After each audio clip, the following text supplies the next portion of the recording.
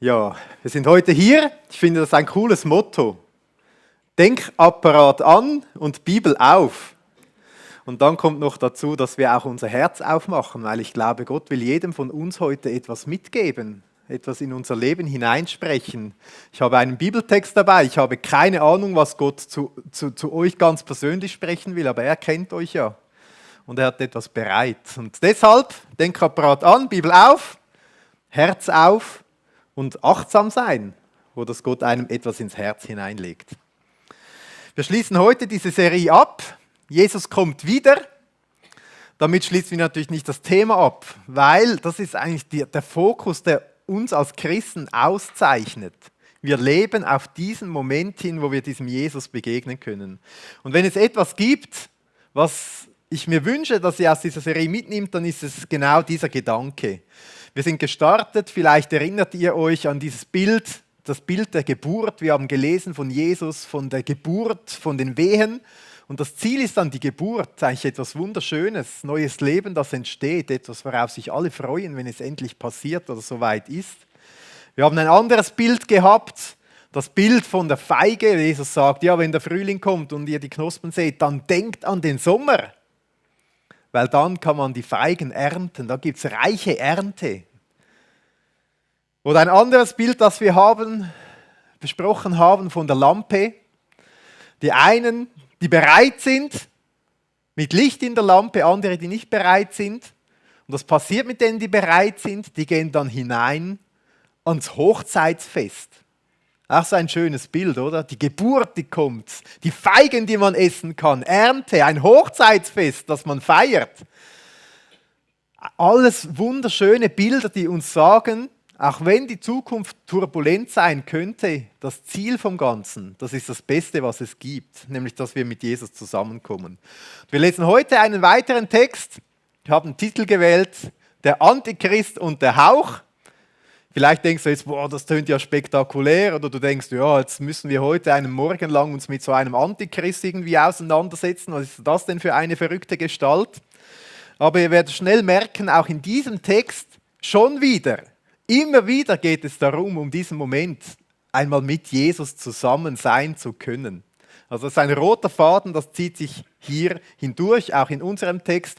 Wir haben ja verschiedene Texte, wir haben gelesen von Jesus und dann gibt es so eine Gemeinde, die hat sich besonders mit diesen Fragen beschäftigt, die Thessalonicher Gemeinde. Und deshalb haben wir gelesen, aus dem ersten Thessalonikerbrief haben sie verschiedene Fragen an ihren Gemeindegründer, an Paulus, und er hat ihnen einen Brief geschrieben und alles erklärt. Und dann hat sie noch mehr Fragen, hat er noch einen zweiten Brief geschrieben. Und in diesem zweiten Brief sind wir heute unterwegs. Und irgendwie waren diese Thessaloniker durcheinander.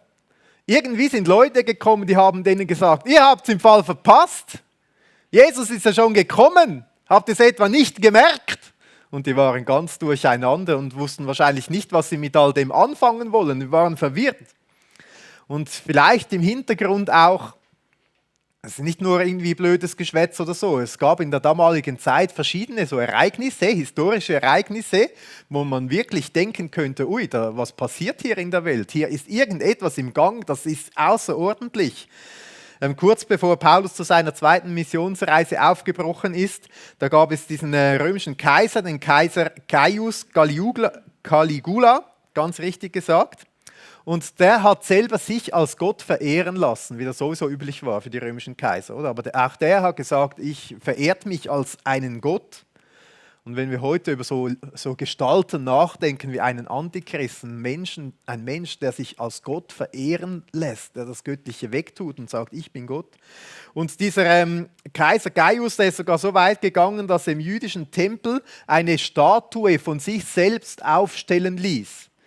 Und es gab massive jüdische Proteste auf allen Ebenen und sogar der eigene Rat vom Kaiser hat ihm abgeraten, das zu tun, aber er hat dieses provozierende Projekt tatsächlich umgesetzt und tatsächlich wurde er dann im Jahr 41 nach Christus ermordet. Man weiß nicht, wo das hingegangen wäre, wenn der seine Provokationen weitergeführt hätte, aber wir können uns vorstellen, Thessaloniker, die hatten die hatten ein Beispiel von Augen von einem römischen Kaiser, der sich als Gott verehren lässt, der ein Gräuelbild quasi aufstellt mitten im Tempel in Jerusalem, eigentlich den Gott der Juden verhöhnt damit und sagt, ich bin jetzt der Gott. Und solche Dinge hatten sie vor Augen. Und dann sind Leute zu diesen Thessalonikern gekommen, haben Prophetien gebracht, haben Lehren gebracht und gesagt, jetzt ist es passiert. Und sie waren ganz durcheinander. Was ist jetzt passiert? Und wir haben es verpasst und so weiter. Und hier schreibt der Paulus diesen Thessalonikern, wir lesen 2. Thessaloniker Kapitel 2. Und das Erste, was uns auffällt in diesem Text, das ist auch der erste Punkt, den ich euch mitgeben möchte, ganz grundlegend, ganz am Anfang im Fokus steht das Zusammensein mit Jesus. Und auch spannend, Paulus beginnt diesen Text damit, er muss sie korrigieren, diese Thessaloniker. Sie sind ein bisschen durcheinander geraten. Und er korrigiert sie aber ganz demütig. Er kommt einfach und bittet sie, dass sie sich das Ganze überlegen. Und er sagt, hey, ihr seid meine Geschwister, ihr seid meine Brüder. Er stellt sich auf gleiche Höhe mit ihnen. Und das finde ich so schön. Er hat eine Korrektur für sie, aber er kommt so quasi 1:1, gesellt sich mitten unter sie, sagt, wir sind Geschwister voneinander. Und schaut, wir haben doch einiges gelernt zusammen. Und dann lesen wir zusammen, wie das losgeht in diesem 2. Thessaloniker Kapitel 2. Da heißt es, wir bitten euch aber, Brüder, wegen der Ankunft unseres Herrn Jesus Christus und unserer Vereinigung mit ihm, dass ihr euch nicht schnell in eurem Sinn erschüttern, auch nicht erschrecken lasst, weder durch Geist, noch durch Wort, noch durch Brief, als seien sie von uns, als ob der Tag des Herrn da wäre. Also er kommt mit dieser Bitte, er kommt mit dem nahen, hey, wir sind Geschwister, ich bin auf Augenhöhe mit euch und sagt dann aber das, was grundlegend ist für diesen ganzen Abschnitt, den wir lesen, und eigentlich für dieses ganze Thema. Er sagt, im Zentrum dieses Themas steht, dass Jesus kommt und dass wir dann mit ihm verbunden werden. Und eben, wie gesagt, wenn wir etwas mitnehmen aus dieser ganzen Serie, ich glaube, das darf unser Leitmotto sein. Das kommt in all diesen Texten die ganze Zeit vor. Wir dürfen verbunden sein mit Jesus, wir dürfen ihm einmal begegnen, wir werden mal mit ihm zusammengeführt, vereinigt, zusammengebracht. Das finde ich mega schön. Und dann sagt er aber auch, ihr habt euch ein bisschen durcheinander bringen lassen in eurem Sinn oder wörtlich in eurem Verstand. Und vielleicht geht es uns ja manchmal ähnlich, wenn wir über diese Themen nachdenken. Jetzt haben wir so viele Texte gelesen über dieses Thema oder man hört da und dort und apokalyptische Dinge oder irgendeine Katastrophen, die passieren und dann Medien, die schreiben, was passiert hier in der Welt und so weiter. Und es kann einem schon ein bisschen den Sinn durcheinander bringen.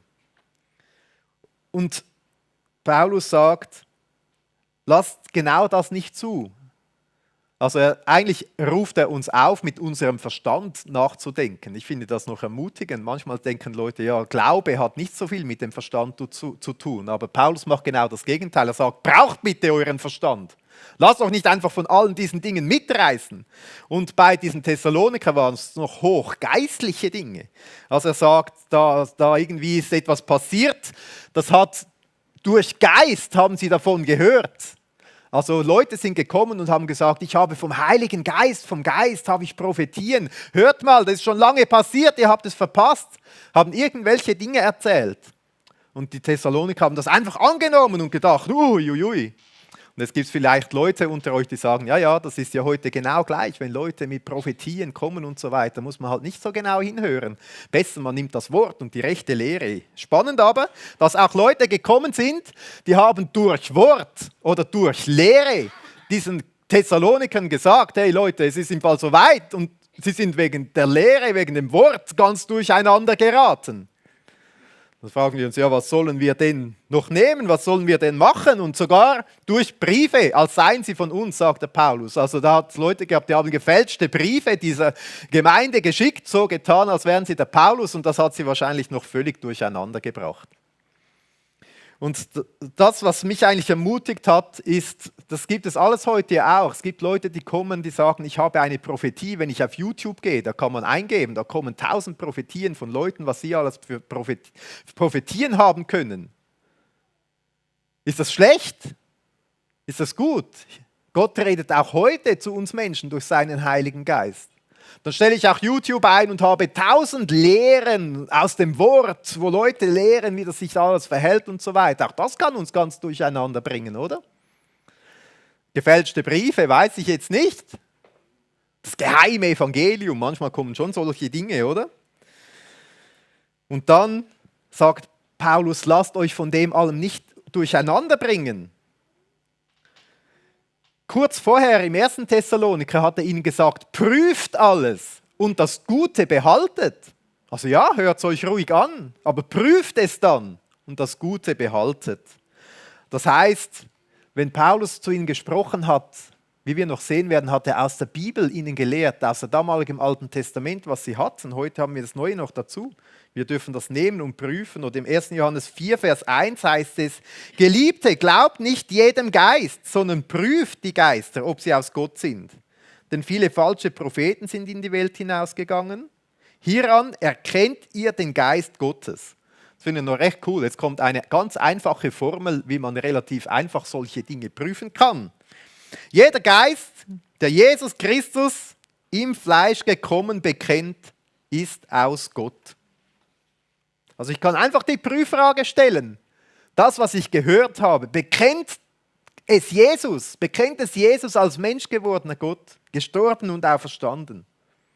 Das, wenn ich da einen Haken setzen kann, ist schon mal positiv. Wenn ich ein Kreuz setzen kann, nicht durcheinander bringen lassen, wegschieben. Prüft alles und das Gute behaltet. Heißt dann weiter in diesem 1. Johannes, und jeder Geist, der nicht Jesus bekennt, ist nicht aus Gott. Und dies ist der Geist des Antichrists, von dem ihr gehört habt, dass er kommt. Und jetzt ist er schon in der Welt. Also spannend, diese Verwirrung, das Durcheinanderbringen, das ist so ein Geist von diesem Antichrist, eine Gestalt in der Zukunft, wo wir rechnen damit, dass sie mal auftritt, aber wo der Geist jetzt schon am Wirken ist, also eine Dynamik, die begonnen hat und weitergeht. Wir werden noch genauer dazukommen in unserem Text, aber einfach mal so als erster Gedanke, oder? Die haben sich durcheinander bringen lassen durch alles Mögliche, was sie gehört haben. Wenn sie YouTube gehabt hätten, wäre es noch viel schlimmer gewesen, was die dann dort sich alles angehört hätten. Uiuiui. Und der Paulus sagt, Leute, Kopf anschalten, prüft es, macht es Jesus groß. Ist es das, was ihr gelernt habt aus dem Wort Gottes? Und da müsst ihr euren Sinn nicht so durcheinander bringen. Weil alles soll ja dazu dienen, dieser Grundlage, was ganz am Anfang vom Text steht, oder? Der Fokus, wir dürfen mit Jesus zusammen sein. Das soll das Ziel sein, nicht all das andere. Und dann schreibt er ihnen weiter. Das habt ihr alles schon gehört. Das soll so in euer Herz geschrieben sein. Das ist der zweite Punkt. Worte Gottes im Herzen bewahren. Die Worte Gottes und nicht, was man sonst alles überall hört. Und dann heißt es, wir lesen weiter im Vers 3, 2. Thessaloniker 2, Vers 3, dass euch doch niemand auf irgendeine Weise verführe. Denn dieser Tag kommt nicht, es sei denn, dass zuerst der Abfall gekommen und der Mensch der Gesetzlosigkeit offenbart worden ist, der Sohn des Verderbens. Er ist der Feind Gottes und wähnt sich größer als jeder Gott und alles, was heilig verehrt wird. Ja, er wird sich in den Tempel Gottes setzen und sich selbst als Gott anbeten lassen. Erinnert ihr euch nicht, dass ich dies zu euch sagte, als ich noch bei euch war? Also Paulus sagt es diesen Thessalonikern, Leute, es gibt ganz viele Arten und Weisen, wie ihr verführt werdet. Deshalb erinnert doch euch, was ich euch gesagt habe. Und es ist spannend, wenn wir jetzt dann lesen, was Paulus alles sagt, was er erwähnt, merken wir, dass er nicht einfach seine eigenen Gedanken gesagt hat, sondern dass er praktisch alles, was er sagt, aus dem Alten Testament hat, aus der Bibel, aus den Schriften, die sie damals hatten, besonders aus dem Daniel-Buch. Höchst spannend, was da alles steht dazu. Also diese Thessaloniker, die haben irgendwie einfach alles geglaubt. Und Jesus selber hat ja schon gesagt, passt auf, es wird zur Verführung geben. Leute, die sagen, hier ist es, dort ist es, schnell dorthin gehen, dahin gehen und so weiter. Aber dann, zeigt eigentlich Paulus ihnen auf, einige Zeichen, die passieren müssen, bevor es soweit ist. Wir haben auch schon über solche Zeichen geredet. Hier in unserem Text haben wir so 3 Zeichen. Das erste ist hier von Abfall die Rede. Also es ist nicht das gemeint, was im Müllcontainer draußen ist, dieser Abfall, sondern es ist der Abfall gemeint, wenn sich eine Gesellschaft, wenn die Menschheit sich im Ganzen immer mehr von Gott abwendet, von Gott abfällt, könnte man auch sagen, von ihm wegkommt. Es ist ein militärisches Wort, Apostasia, militärisch für eine Revolte eigentlich, wenn sich ein Heer gegen seinen Anführer auflehnt. Es ist damit einfach so grundsätzlich die Rebellion gegen Gott gemeint, Auflehnung gegen Gott. Und spannend, das sind Zitate aus Daniel 11. Also wenn ihr das mal prüfen wollt, lest mal Daniel 11, die Daniel-Bücher, Daniel 9 und so weiter, was dort alles steht. Und dann werdet ihr sehen, Paulus sagt genau das, was dort steht. Also die haben die Bibel genommen, studiert und Paulus hat gesagt, das und das wird passieren. Und dann redet er hier von einem zweiten Zeichen, eben von diesem Menschen, der Gesetzlosigkeit heißt es im Text, oder der Sohn des Verderbens. An anderen Orten wird diese Person, dieser Mensch auch der Antichrist genannt. Ein Mensch, der kommt und Antichrist gegen Christus, gegen Jesus sein wird. Ein Mensch, der Macht haben wird, der wird hier Mensch der Gesetzlosigkeit genannt.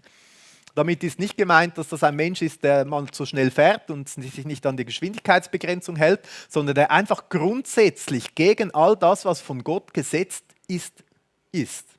Der sich gegen Gott auflehnt, der eigentlich die Rebellion in Person ist. Er wird auch Sohn des Verderbens hier genannt. Es gibt noch eine einzige andere Person in der Bibel, die Sohn des Verderbens genannt wurde. Und das ist nämlich Judas, der Jesus verraten hat und dem Tod ausgeliefert hat. Und wir sehen schnell, das ist eigentlich genau das, was auch diese endzeitliche Person des Antichrists machen will. Jesus dem Tod ausliefern, verraten und irgendwie beseitigen. Was wir auch sehen, spannend, diese Person wähnt sich größer als jeder Gott und alles, was heilig ist, was verehrt wird quasi. Das heißt, Daniel 11, 38, wieder Bezug zum Alten Testament. Die haben zusammen mit Paulus die Bibel gelesen. Und auch die Erinnerung, oder? Jetzt haben sie tatsächlich diesen Kaiser gesehen. Diesen Kaiser, der diese Statue in diesem Tempel aufgestellt hat. Schon spannend, oder? Dass sie eigentlich so ein Beispiel auch vor Augen haben. Und das ist ja dann auch das dritte Zeichen, was Paulus hier erwähnt, was wir auch in Daniel 9 wieder finden, in diesem Alten Testament. Ja, dass irgendein Gräuelbild in einem Tempel aufgestellt wird. Und jetzt haben diese Thessaloniker wahrscheinlich dieses Ereignis vor Augen tatsächlich. Und ihr fragt euch jetzt, ja, wie soll das gehen? Unterdessen steht schon lange kein Tempel mehr da in Jerusalem. Also wer schon mal da war, hat das gesehen. Der Tempelberg hat schon Sachen drauf, aber die sind muslimisch, sind nicht so jüdisch, kein jüdischer Tempel. Aber vielleicht müssen wir nicht erstaunt sein, wenn irgendwann in der Zukunft plötzlich der Bau eines Tempels beginnt, auf irgendeine Art und Weise, und dann denken wir, ah ja, es muss irgendwie ja passieren, dass dann einmal dieses Bild der Verwüstung, dieser Gräuels oder dieser Antichrist sich dort hineinsetzen kann, wie es da heißt. Und gleichzeitig sehen wir auch etwas von dieser Dynamik oder von dieser Art und Weise, wie das wirkt. Oder da haben wir ein Beispiel im Jahr 40 nach Christus, wo dieses Bild aufgestellt wurde. Wir haben so, sage ich mal, Rebellion gegen Gott. In der ganzen Zeit der Geschichte, Phasen, wo Gesellschaften christlicher wurden, aber auch genau das Gegenteil. Und wir sehen, dass das wie quasi Dynamiken sind. Wir haben in der Einleitung gehört von immer wieder verschiedenen Personen, die als Antichristusse erklärt werden.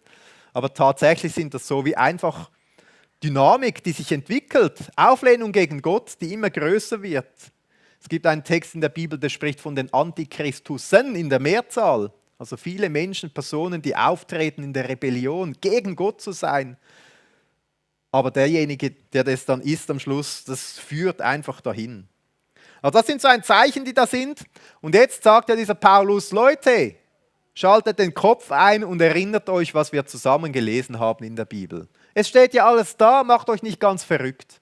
Und vielleicht ist es auch gut für uns einfach zu wissen, wenn wir in Gefahr geraten, durcheinander zu geraten. Und was passiert da alles? Dann kann man ja wirklich machen, man kann YouTube einschalten und googeln und schauen, was die Leute da alles sagen. Aber das kann einem noch viel mehr verwirren im Fall. Deshalb finde ich das cool, wie Paulus sagt, erinnert euch, was wir zusammen in der Bibel gelesen haben, was ich euch gelehrt habe. Wir nehmen die Bibel, wir nehmen diese Worte, wir lassen diese in unser Herz hineinschreiben. Und das ist viel besser. Das ist nicht so verwirrlich, oder? Dann haben wir ein paar einfache Aussagen, die nehmen wir mit in unserem Herzen. Zum Beispiel unser Fokus, dass wir mit Jesus zusammengeführt werden. Wie cool. Also ich will euch ermutigen, dass auch so wie diese Thessaloniker aufgefordert werden zu machen, die Worte von Jesus im Herzen zu bewahren, die Worte von Gott im Herzen bewahren. Das ist das Wichtige, zentral. Das ist unsere Grundlage. Und da dürfen wir schon noch Dinge hören, Leute, die uns das erklären und so weiter. Aber selber die Bibel in die Hand nehmen und diese Texte zu lesen, ich glaube, das ist das Wichtigste und Wertvollste, wenn wir Fragen haben zu diesem Thema.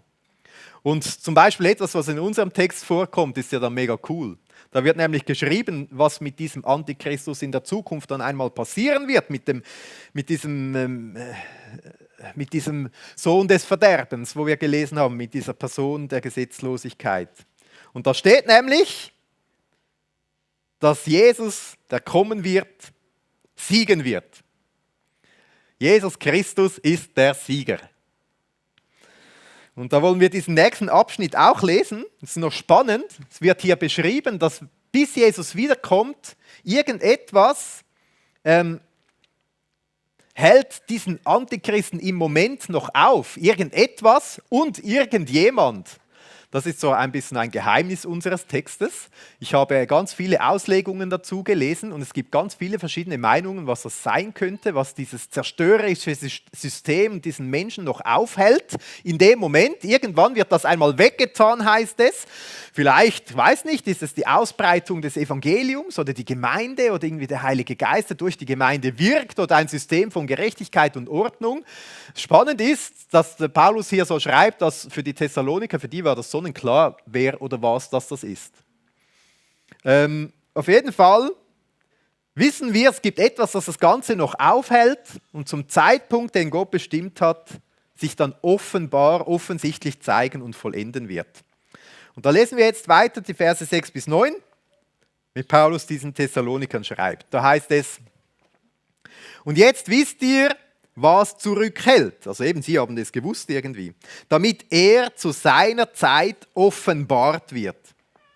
Denn es regt sich zwar schon überall diese verborgene Macht des Bösen, aber noch wird sie von dem einen aufgehalten. Sie wird erst offen zutage treten, wenn derjenige, der ihr bisher noch im Weg steht, nicht mehr da ist. Dann allerdings erscheint der Feind Gottes in aller Öffentlichkeit. Wenn aber Jesus, der Herr, in seiner Herrlichkeit kommt, wird er ihn endgültig vernichten. Ein Hauch seines Mundes genügt. Vorher wird der Feind Gottes mit Hilfe des Satans machtvolle Taten, Zeichen und Wunder vollbringen. Doch damit sollen die Menschen nur in die Irre geführt werden. Also es gibt sie irgendwie, diese Dynamik. Ich habe das mal hier hervorgehoben. Am Anfang heißt es hier, denn es regt sich zwar schon überall diese verborgene Macht des Bösen. Oder andere Übersetzung, denn schon ist das Geheimnis der Gesetzlosigkeit wirksam. Also diese Gesetzlosigkeit, dieses Antigöttliche, das, was eigentlich sich gegen Gott auflehnt, das sagt, wir wollen Gott nicht, wir brauchen nicht Gott, wir sind unser eigener Gott und so weiter, das ist schon wirksam. Dieses so verborgen, oder? Verborgen wirksam. Und das Geheimnis, was dahinter steckt, ist nicht, dass man nicht merkt, dass solche Dinge am Wirken sind, oder? Wenn man in die Welt schaut, ist das überall gang und gäbe. Man muss das gar nicht suchen. Aber was das im übernatürlichen, im geistlichen Bereich auslöst und ausmacht, das sieht man irgendwie jetzt im Moment noch nicht. Das ist wie im Moment noch verborgen, geheimnisvoll und wird dann aber irgendwann mal offenbar. Und das ist so auch etwas, wenn wir in die heutige Welt schauen, vielleicht ist es gut, sich das wie ein bisschen zu merken. Die Bibel beschreibt es als eine Dynamik, die hat schon lange begonnen in der Welt. Auflehnung gegen Gott. Es kommen Personen, Despoten, einer nach dem anderen. Und es wird zu diesem Moment hinführen, wo dieser Antichrist offenbar, öffentlich, allen klar ersichtlich sein wird. Dass in dem Moment, wo das passiert, wo diese Machtsgestalt die Macht ergreift, wird es irgendwie klar sein. Da muss man dann nicht mehr diskutieren, ob es jetzt das ist oder nicht. Es wird offenbar werden. Aber umgekehrt hat mich das auch ein bisschen beschäftigt. Wir denken dann nach. Ich weiß nicht, was ihr so für Machtsystem im Kopf habt oder für Despoten in der Welt seht oder für Machthaber, die jetzt schon irgendwie so antigöttliche Systeme haben, der Ungerechtigkeit, der Unterdrückung oder irgendwelche Länder, wo imperialistisch sind oder die andere abschlachten oder Korruption oder Ausbeutung an der Tagesordnung sind. Oder solche Dinge kommen uns dann in den Sinn. Dann sehen wir, ja, diese Dynamik ist zu sehen. Der Teufel ist los. Aber gleichzeitig finde ich das noch spannend, wenn wir das so uns vorstellen, denn es regt sich zwar schon überall, diese verborgene Macht des Bösen. Was bedeutet dieses überall? Was bedeutet das für uns persönlich? Es ist immer einfach, an die großen Mächte und so zu denken. Und ich habe ein Zitat dazu mitgebracht von Martin Luther, dieser Reformator, der den Glauben so stark geprägt hat, den Glauben an Jesus. Er sagt da ganz spannend: Wie man nicht wehren kann, dass einem die Vögel des Himmels über den Kopf herfliegen, aber wohl, dass sie auf dem Kopf nisten, so kann man auch bösen Gedanken nicht wehren, aber wohl, dass sie sich in uns einnisten und böse Taten hervorbringen. Systeme des Bösen, Dynamik des Bösen, oder? Ich weiß nicht, ob schon mal, bei niemandem hat wahrscheinlich mal ein Vogel auf dem Kopf ein Nest gebaut. Oder müsst ihr mal erzählen, ich habe da noch keinen Menschen erlebt. Aber dass die Vögel kreisen über dem Kopf, da kann man nichts machen, das ist so, oder? Und dieser Martin Luther stellt jetzt die Behauptung auf, dass so böse Gedanken oder dass die über uns kreisen, da kann man fast nichts dagegen machen. Das ist irgendwie menschlich, das gehört zu dieser gefallenen Schöpfung dazu. Aber wir können uns damit auseinandersetzen, geben wir dem Raum, dass sie sich einnisten oder nicht. Und wenn hier von so Dynamiken des Bösen die Rede sind, dann glaube ich, ist es wichtig, dass wir uns selbst auch prüfen. Wo geben wir solchen Dynamiken preis? Auflehnung gegen Gott, anderen Dingen, die ihm im Wege stehen, dem Antigöttlichen. Ich habe gedacht, ich bringe ein paar Beispiele. Wahrscheinlich sind es ganz unterschiedliche Dinge bei jedem von uns, oder? Dinge, die wir in Gefahr stehen, die sich einnisten könnten. So antigöttliche, rebellische Gedanken. Ich will euch einfach ermutigen, selbst mal zu prüfen. Wo ist vielleicht die Gefahr genau bei dir, dass so etwas sich einnisten könnte? Aber cool ist es ja, der Text redet nicht einfach über das Böse und so weiter, sondern er redet auch über Jesus. Wenn Jesus kommt, in seiner Herrlichkeit dann, wenn er in diese Welt zurückkommt, dann wird er diesen Feind besiegen. Und es steht hier, wenn er in seine Herrlichkeit kommt, wird er ihn endgültig vernichten. Ein Hauch seines Mundes genügt. Ich finde es schon noch cool. Es ist nicht so, wie wenn man irgendein Game spielt und man hat den Endgegner und irgendwie beim letzten Leben, das man noch hat, schafft man es irgendwie knapp oder so. Oder eine gewaltige Schlacht, man weiß nie, auf welche Seite es kippt und am Ende vielleicht gewinnen ja die Guten. Und Jesus kommt und ein Hauch seines Mundes genügt. Ich finde das schon sehr krass, oder? Derjenige, der mit Macht und Gewalt irgendwie versucht, die Menschen mitzureißen, der mit Lüge und Täuschung, sogar mit Hilfe des Satans, die Macht an sich reißt. Und dann kommt Jesus, der menschgewordene Gott, derjenige, der gekommen ist, um uns Menschen zu helfen, der in unseren Staub und Dreck hineingekommen ist, in aller Demut, der uns Menschen liebt, der sich selbst hingegeben hat, der unser Böses, unseren Dreck, unseren Müll auf sich genommen hat und am Kreuz die Strafe dafür bezahlt hat. Dieser Jesus kommt. Mit einem Hauch seines Mundes besiegt er den Antichrist. Das ist schon auch einer der Gründe, warum ich an Jesus glaube. Weil ich will einfach auf der Seite des Siegers sein. Ich will mich freuen auf eine Zukunft, wo ich weiß, dass ich dann mit diesem Jesus verbunden bin, der alles Böse besiegen will. Und ich finde das schon sehr eindrücklich, oder? Die Kraft und die Macht, die Jesus im Hauch seines Mundes. Im Johannes 1 lesen wir, dass Jesus am Anfang bei der Schöpfung dabei war. Er hat gesprochen und es ist geworden. Ist Jesus auf diese Welt gekommen, war mitten unter uns. Er hat zum Wasser gesprochen und es ist Wein geworden. Er hat dem Sturm gesagt, stopp. Der Sturm hat aufgehört zu sein. Er hat dem Sünder gesagt, deine Sünde ist dir vergeben. Und in dem Moment wurde er reingewaschen. Er sagt, ich liebe dich. Und wir sind unglaublich wertvoll, wertgeachtet. Und es ist ein Hauch und er siegt. Und einerseits macht mich das mega dankbar. Ich finde das schon recht cool, das setzt mich in Staunen. Ich will diesem Jesus nachfolgen, ich will ihn anbeten. Ich will zu diesem Jesus gehören. Und andererseits erfüllt mich das aber auch mit Ehrfurcht. Weil es könnte ja schon sein, dass ich jetzt darüber mir nachdenke, mir Gedanken mache und merke, hey, in meinem Leben hat es auch das eine oder andere Böse. Und wenn da Jesus kommt und mit einem Hauch dieses Böse austilgt, was hat das da mit mir zu bedeuten? Wenn bei mir sich Dinge eingenistet haben. Und das führt mich zum letzten Punkt in diesem Text. Lass uns Botschafter der Liebe der Wahrheit zur Rettung sein. Klingt ein bisschen kompliziert, aber so steht es im Bibeltext. Wir lesen noch die Verse 10 bis 12 zum Schluss. Mit seinen bösen Verführungskünsten wird er alle täuschen, die verloren gehen, dafür, dass sie die Liebe der Wahrheit zu ihrer Rettung nicht angenommen haben. Deshalb lässt Gott sie auf diesen Irrtum hereinfallen und sie werden stattdessen der Lüge Glauben schenken, damit alle gerichtet werden, die der Wahrheit nicht geglaubt, sondern Wohlgefallen gefunden haben an der Ungerechtigkeit.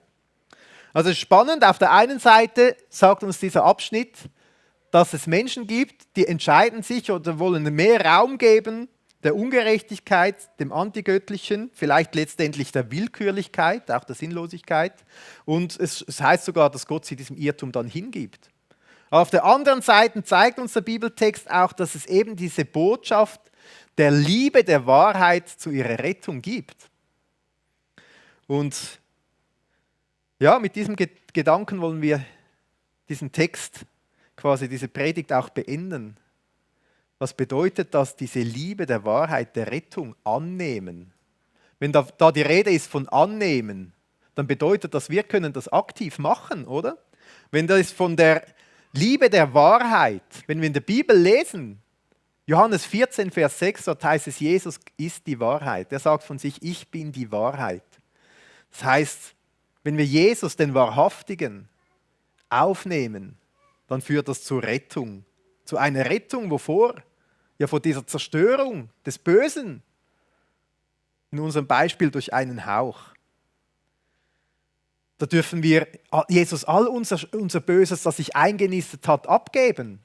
Und Jesus ist ja gerecht, er wischt es nicht einfach unter den Teppich, sondern er bezahlt die Strafe dafür. Sein eigenes Leben. Das ist die Rettung, von der hier die Rede ist. Also vielleicht sind wir heute hier und vielleicht gibt es jemanden, der denkt, doch, ich merkte schon, dass da ein Böses eingenistet ist, aber ich habe diesen Jesus, diese Wahrheit noch gar nie angenommen. Ich will das heute tun, dann wäre heute die Zeit im Ministry Time in einem Gespräch. Vielleicht merkst du aber auch, dass das eigentlich die beste Botschaft ist, die es gibt, oder? Dass wir zu diesem Sieger, zu diesem Jesus gehören dürfen. Und wir haben ja den Auftrag, das allen Menschen weiter zu sagen. Und das ist auch unser Auftrag als Kirche. Wir werden heute auch wieder eingeladen, dass wir beim Jungschi Sommerlager mithelfen. Und wenn wir dann soweit sind im Gottesdienst, dann könnt ihr daran denken. Das bedeutet nicht, das Ziel ist nicht, dass wir einfach ein paar junge Leute unterstützen, dass sie Spaß haben können und einen lustigen Event organisieren. Sondern wir wollen die Leute unterstützen, die in 2 Wochen dann an der Front sind, die diese Botschaft der Liebe weitergeben, weitererzählen. Und wir dürfen da etwas mithelfen und unterstützen. Also wenn wir dann zu diesem Blatt dann kommen, dann könnt ihr euch daran erinnern, wir dürfen im Hintergrund unterstützen die Leute, die jetzt dann Gas geben. Aber auch wenn wir im Herbst MyLife Workshop machen, wenn wir Hoffnungsabende haben, wenn wir Alpha Life Kurs wieder starten, Wenn du vielleicht heute hier bist im Livestream, weil dich jemand eingeladen hat, dass du diese Botschaft hörst.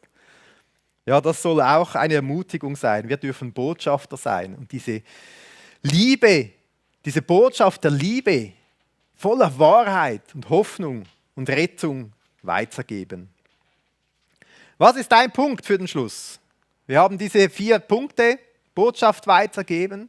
Jesus Christus ist der Sieger. Vielleicht möchtest du dich einfach bewusst freuen, dass du zu diesem Jesus gehören darfst.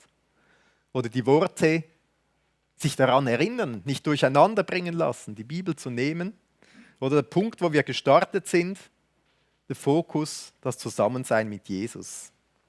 Ich möchte beten. Danke, Jesus, dass du da bist. Wir sehen dich zwar nicht und trotzdem hast du deine Gegenwart verheißen. Und ich möchte dir Danke sagen, Jesus, dass wir auf diesen Moment hinleben dürfen, wo du kommst. Ja, du wirst den Feind besiegen, du wirst dein Friedensreich aufrichten, aber das Beste ist, wir dürfen mit dir zusammen sein. Im Leben wie im Leben nach dem Tod, im Sterben. Und ich danke dir, Jesus, dass dieses Geheimnis auch jetzt schon wirksam ist. Wie du den Thessalonikern selbst geschrieben hast, dürfen wir jetzt schon mit dir verbunden sein. Und ich will dich bitten, für uns als Kirche, aber auch für uns, jeden persönlich, dass das ja, unser Herz bestimmen darf.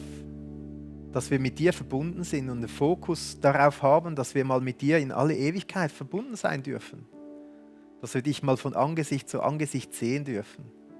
Dass wir dir begegnen dürfen. Dass du kommst, um uns zu dir zu holen. Und ich will dir Danke sagen, Jesus, egal was wir mitbringen. Wir haben in diesem Leben Kämpfe. Wir haben Herausforderungen.